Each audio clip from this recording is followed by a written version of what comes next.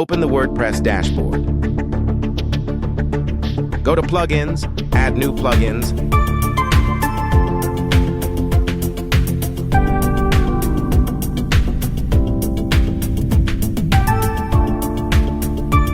search WP Super Cache,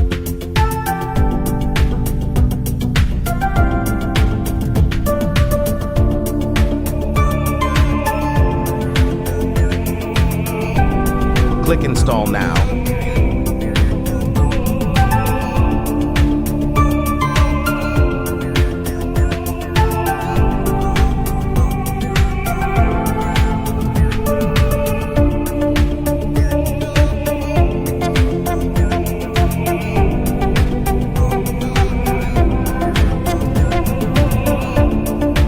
Click Activate.